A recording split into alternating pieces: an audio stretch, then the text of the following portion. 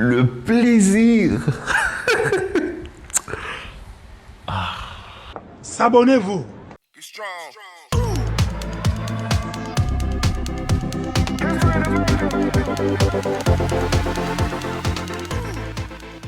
Alors les gars, deuxième vidéo, juste après celle-là que j'ai tournée ce matin. Si tu ne l'as pas vue, ben, va la voir parce que c'est obligatoire si tu veux réussir dans ta vie. La prophétie dit que tu dois voir cette vidéo, tu dois t'abonner, tu dois liker. Et c'est comme ça en fait. Ne me demande pas pourquoi, c'est comme ça. Tu vois, si tu sors de chez toi, tu regardes le ciel, c'est écrit en grand dans les nuages. Vas-y, abonne-toi. Donc, tu abonnes, tu likes, cloche de notification, tout ce que tu veux, patati patata. Tu me suis sur mon Insta, patati patata. On kiffe, tranquille. Alors, on a la meilleure attaque d'Europe, oui ou non? Moi, je dis non. Mais je dis oui aussi. Parce que, ceux qui constituaient nos attaquants principaux la saison passée seront nos remplaçants.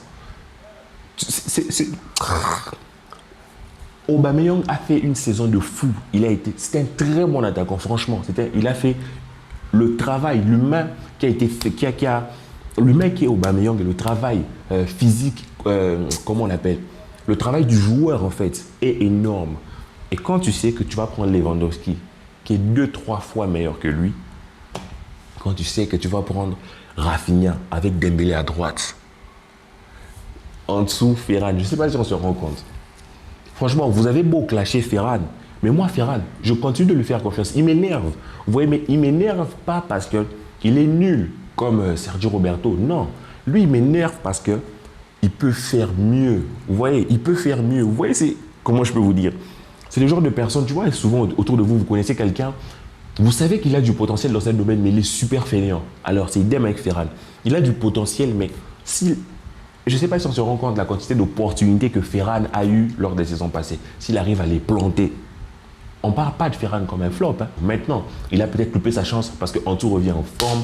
Donc, tu peux avoir un Antou de ce côté-là. De l'autre côté, tu peux avoir un Rafinha en remplacement Dembélé. Tu peux avoir... Et déjà, hein, on se pose, on se calme. Excusez-moi, soyons calmes. Hein. Déjà, ton numéro 9, c'est Robert Lewandowski.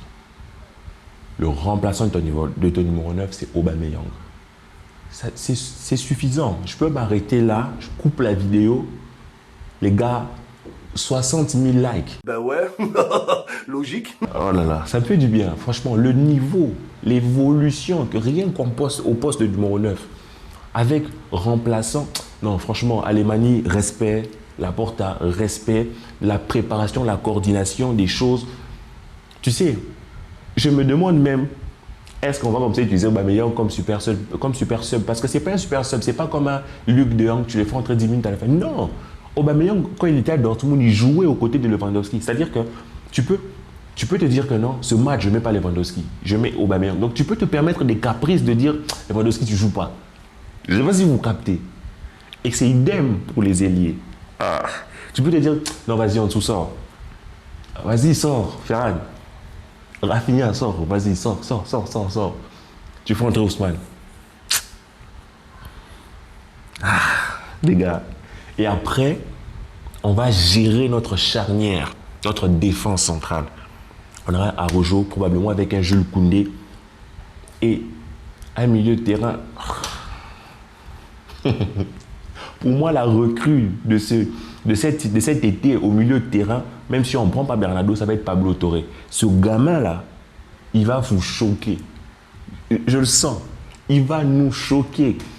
Je suis sûr qu'il se bat pour une place de titulaire. Je suis sûr qu'il pue trop le talent, le mec. Mais franchement, je suis tellement heureux que ça me rend un peu mélancolique. Revenons un peu en arrière. Les déculottés que l'on a subis en Europe, en fait. Bien sûr, moi, j'ai toujours dit, si on a perdu comme ça, ce n'était pas parce que nos joueurs étaient extrêmement nuls, parce que le Bayern qui nous inflige 8-2, n'a pas infligé 8-2 à la pire des équipes de Ligue des Champions, n'était pas la pire.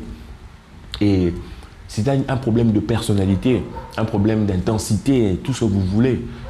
Mais maintenant, tu te rends compte que tu arrives à construire un groupe scindé autour du coach, autour d'un board, d'un président qui vendent tous la même valeur Tout le monde, petit salaire. Je ne sais pas si vous vous rendez compte, Lewandowski va arriver, va toucher autour de 8, ou entre 8 et 9 millions. 8 et 9 millions pour Lewandowski.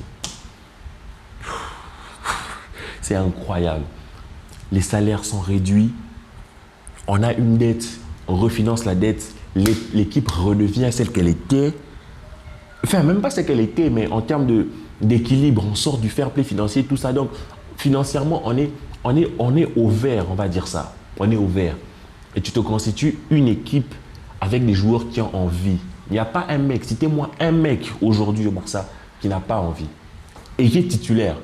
Un mec qui n'a pas envie. Tous les mecs, même Piqué, sans, qui risque de ne plus jouer. Et il va se donner à fond.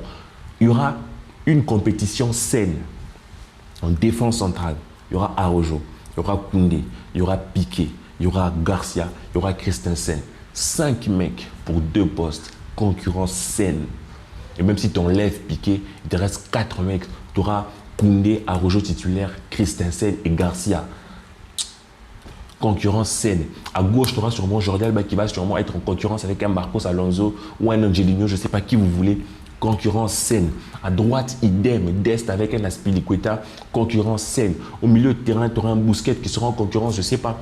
Busquets, peut-être c'est le seul mec qui va peut-être pas subir la concurrence. Mais Busquets, derrière lui, il aura un Nico aussi. De Jong ne part pas, il y aura De Jong qui sera là. Après, il y aura Pedri, il y aura donc, bref, il y aura Busquets, il y aura Pedri, il y aura Gavi, il y aura Roberto, il y aura Pablo Torre.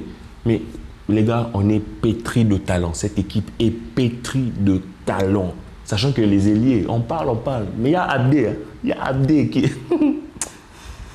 Ah les gars, ça fait énormément de bien de penser à ce Barça-là. De toutes les choses que l'on pourrait faire, de toutes les combinaisons offensives que l'on pourrait faire. Quand tu te dis que tu peux faire jouer Dembélé à gauche, tu vois, Rafinha à droite, Lewandowski devant. Ou tu peux faire tellement de choses. En fait, offensivement, tu as tellement d'armes, en fait. Oh là là, c'est incroyable. C'est incroyable. C'est magnifique que Xavi ait enfin cette équipe, une meilleure équipe que celle qu'on aurait peut-être cru avoir avec tous les problèmes que l'on a eu. Que Xavi ait une équipe comme ça et qu'il ait le temps de la préparer physiquement. Regardez les entraînements du Barça. Regardez comment les joueurs galèrent. Regardez dans leurs yeux la fatigue. C'est bien. Regardez comment Pedri arrive à l'entraînement et comment il sort de l'entraînement. C'est la fatigue. Quand tu sors cette fatigue, c'est-à-dire qu'il y a de l'intensité. Beaucoup d'intensité dans les entraînements. Et ça, c'est super. Ils vont aller faire un tournoi en Amérique. Il va tester des choses. Il va voir qui peut jouer, qui ne peut pas jouer. On fait entrer qui, on fait jouer qui. Les gars, 1 minute. A few moments later. Xavi aura énormément de flexibilité dans sa préparation parce qu'il va vraiment voir, il joue avec qui. C'est potentiellement, donc c'est possible même qu'on aille faire la tournée avec Lewandowski dans nos bagages. Peut-être pas Koundé, avec Lewandowski dans nos bagages. Et quand tu vois ça, tu te dis, mais merci Seigneur. Et après, ils vont revenir, ils vont se préparer. Premier match de Liga, deuxième match de Liga. Et en fait, dites-vous que premier match de Liga, vous risquez de voir Lewandowski en pointe, Rafinha, Ansu Fati. Et puis au milieu de terrain, vous voyez un Busquets, Pedri, Gavi. Défenseur central, Araujo, Koundé, Jordi Alba, Dest. Le plaisir. Franchement, je me sens comme un enfant. On a été vraiment ballotté de tous les côtés en tant que fan du Barça. Je me sens très, très, très content et très, très impatient pour cette saison. Pour les premiers matchs, je vais les manger, ces matchs. Je serai là en train de crier.